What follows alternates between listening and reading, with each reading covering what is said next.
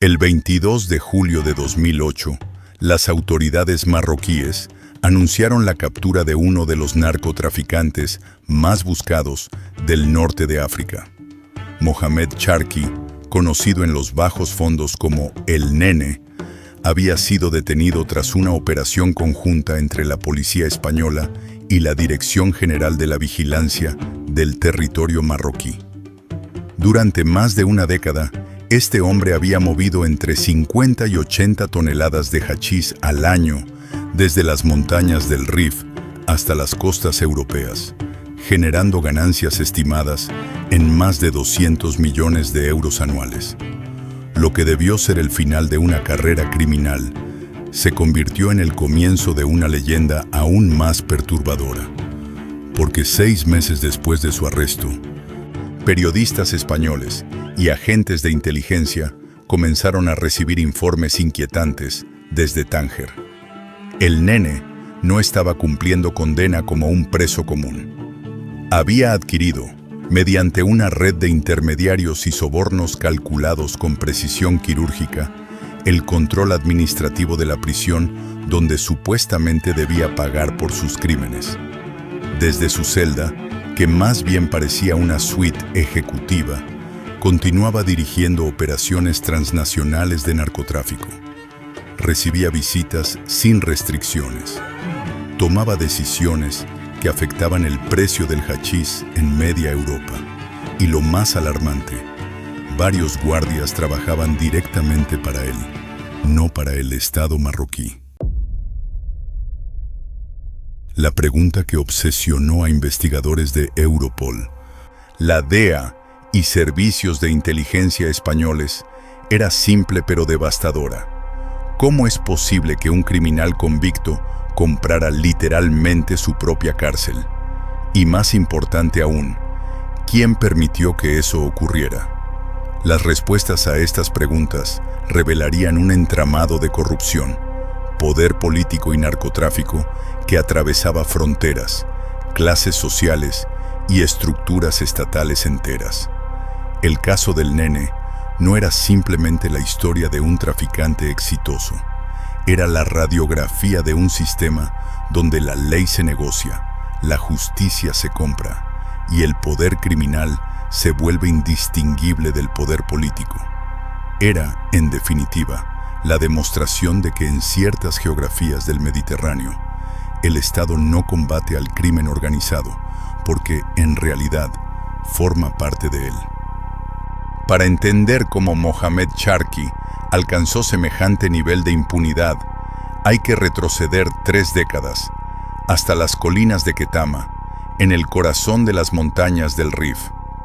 Esta región, históricamente marginada por el gobierno central de Rabat, había cultivado cannabis durante siglos como parte de su economía de subsistencia.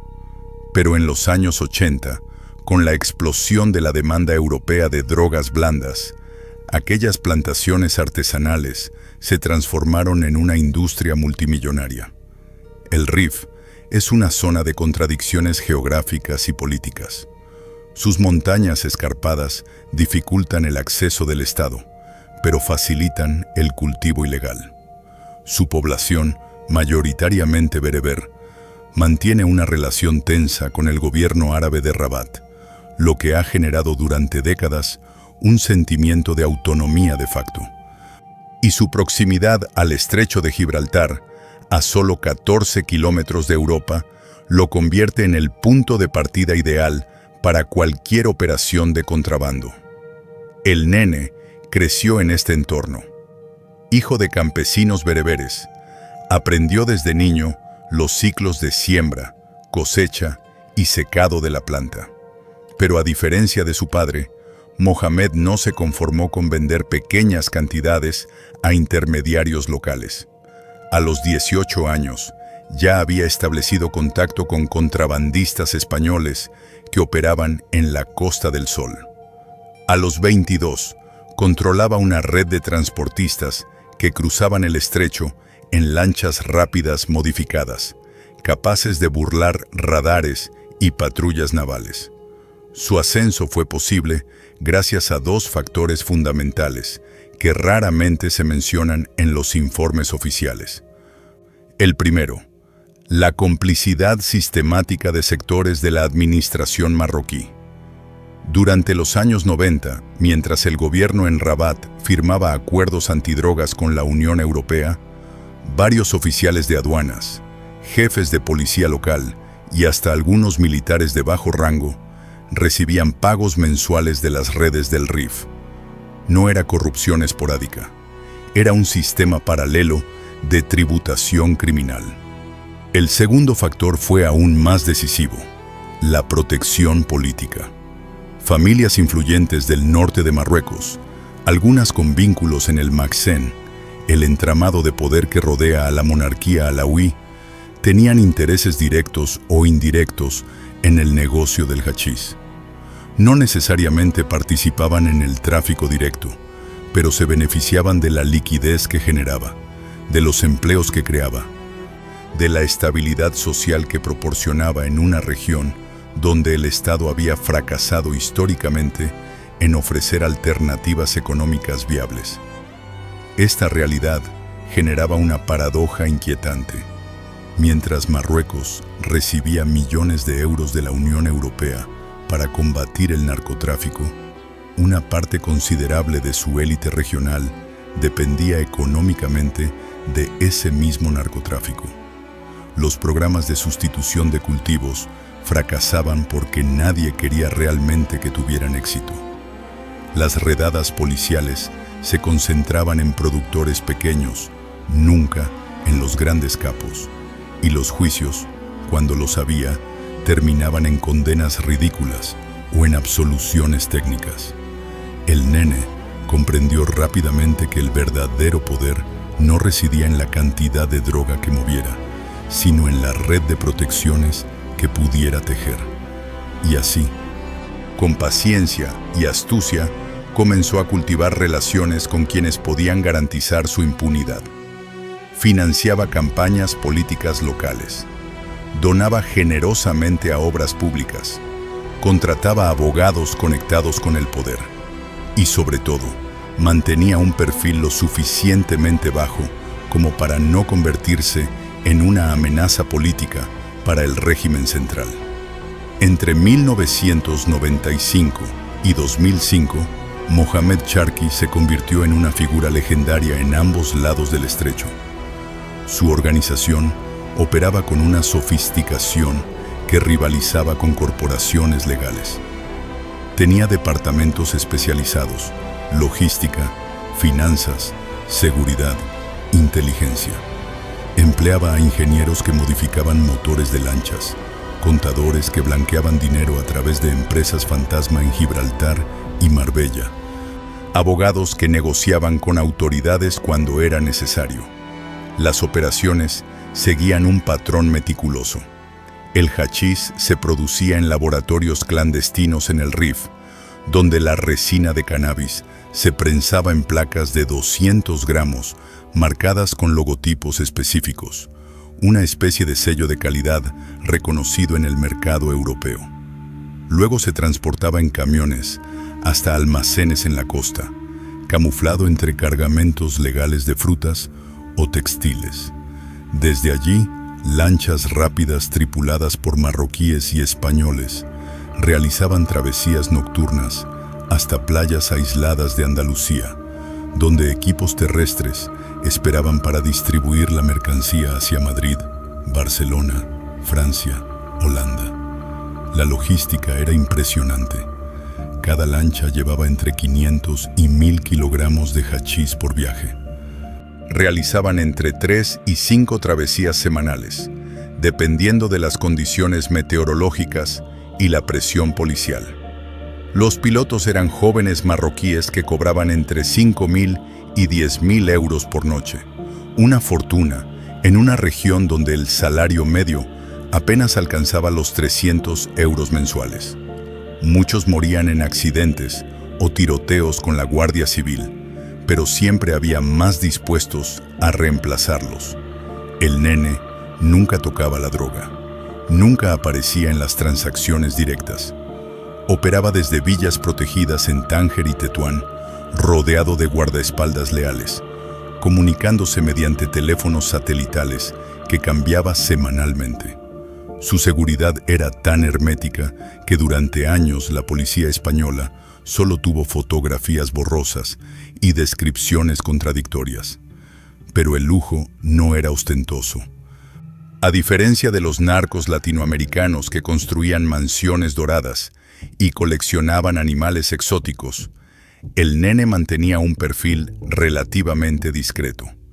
Invertía en propiedades, en negocios legales, en educación para sus hijos. Financiaba mezquitas y escuelas en el Rif, ganándose el respeto y la protección de comunidades enteras. Para muchos en Ketama, no era un criminal, era un benefactor, alguien que había logrado lo que el Estado nunca hizo. Esta dualidad era clave para su supervivencia. Mientras en Europa era perseguido como uno de los narcotraficantes más peligrosos del Mediterráneo, en su región natal era visto como un héroe local. Familias enteras dependían de su red para subsistir. Pueblos enteros se beneficiaban indirectamente de su actividad. Y esa legitimidad social se convertía en un escudo contra cualquier operación policial demasiado agresiva. Sin embargo, bajo esa apariencia de filantropía calculada, la violencia era una herramienta permanente. Quienes traicionaban a la organización desaparecían. Competidores que intentaban operar en su territorio amanecían ejecutados en caminos rurales. Periodistas que investigaban demasiado recibían amenazas explícitas. El Nene no necesitaba ser brutalmente visible como los cárteles mexicanos, pero todos sabían que cruzarlo significaba la muerte. En 2003, su poder alcanzó un punto crítico.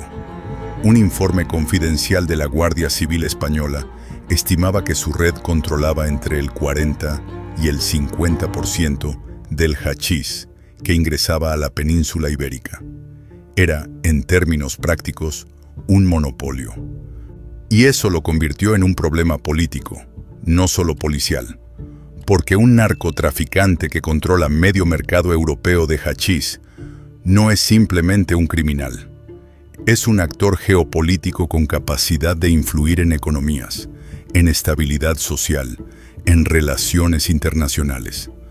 La caída del Nene no fue producto de un operativo heroico ni de una investigación policial brillante.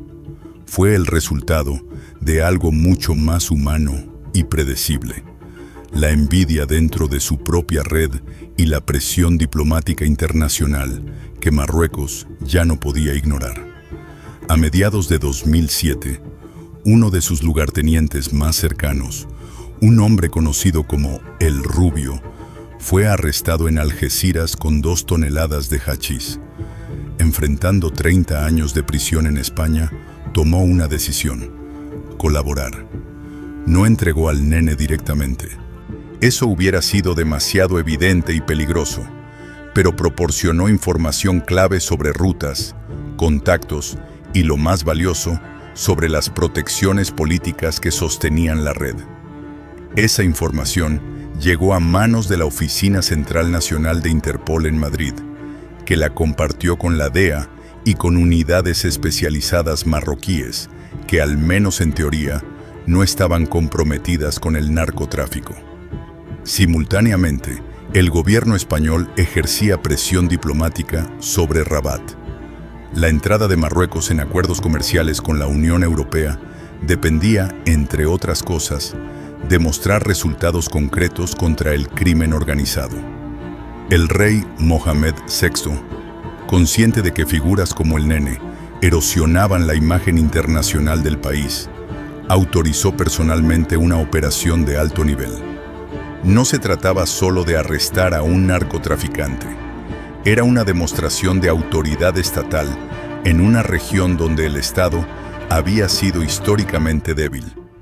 Era también un mensaje político interno. Nadie, por poderoso que fuera, estaba por encima del trono. El 22 de julio de 2008, fuerzas especiales marroquíes rodearon una villa en las afueras de Tánger. Mohamed Charqui fue detenido sin resistencia. No hubo tiroteos, no hubo persecuciones cinematográficas. Sabía que resistir era inútil. Su red de protecciones se había desmoronado. Las mismas personas que lo habían encubierto durante años ahora necesitaban demostrar lealtad al régimen. Fue juzgado en un tribunal de Rabat y condenado a 15 años de prisión. Los medios marroquíes celebraron la captura como una victoria del Estado de Derecho. Los europeos aplaudieron discretamente. El caso, aparentemente, estaba cerrado. Pero entonces comenzaron los rumores. Guardias penitenciarios hablaban en voz baja sobre el trato especial que recibía el nene. Periodistas marroquíes independientes, arriesgando su seguridad, publicaron reportes sobre sobornos masivos dentro del sistema carcelario. Y finalmente, en febrero de 2009, un informe filtrado de inteligencia española reveló lo impensable. Mohamed Charqui había comprado mediante una estructura compleja de testaferros y pagos en efectivo el control operativo de la prisión de Tánger, donde cumplía condena. No era una exageración periodística. Desde su celda climatizada, equipada con televisión satelital, internet y teléfonos móviles, seguía dirigiendo operaciones de narcotráfico. Recibía visitas sin supervisión. Sus abogados entraban y salían con maletines que nunca eran inspeccionados. Y lo más escandaloso, varios de los guardias que debían vigilarlo estaban en su nómina, cobrando entre 2.000 y 5.000 euros mensuales para garantizar su comodidad y seguridad. Según testimonios filtrados posteriormente, el nene había pagado aproximadamente 3 millones de euros para asegurar su control sobre la prisión. El dinero se distribuyó entre directores, subdirectores, guardias, personal administrativo y hasta algunos jueces que podían intervenir en futuras apelaciones. Era una inversión, no un gasto, porque desde esa prisión privatizada de facto, continuaba generando millones. El escándalo fue contenido rápidamente por las autoridades marroquíes. Algunos funcionarios menores fueron despedidos. Se anunció una investigación interna que nunca produjo resultados públicos, y el nene permaneció donde estaba, invisible pero omnipresente, una sombra que seguía controlando el flujo de hachís entre África y Europa. Mohamed Charqui fue liberado en 2018, después de cumplir solo 10 años de una condena de 15, oficialmente por buena conducta. La ironía fue evidente para cualquiera que conociera los detalles de su encarcelamiento. Salió de prisión siendo un hombre de 60 años, discreto, sin dar declaraciones a la prensa, y desapareció en la opacidad del norte de Marruecos. ¿Continúa en el negocio? Probablemente no de manera directa, pero su legado es innegable. El modelo que perfeccionó, la simbiosis entre crimen organizado y estructuras estatales corruptas, sigue vigente.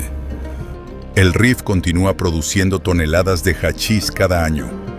Nuevas generaciones de traficantes, más tecnológicas, más globalizadas, operan con drones, criptomonedas y logística aún más sofisticada. Lo que el caso del nene expone no es simplemente la historia de un narcotraficante astuto.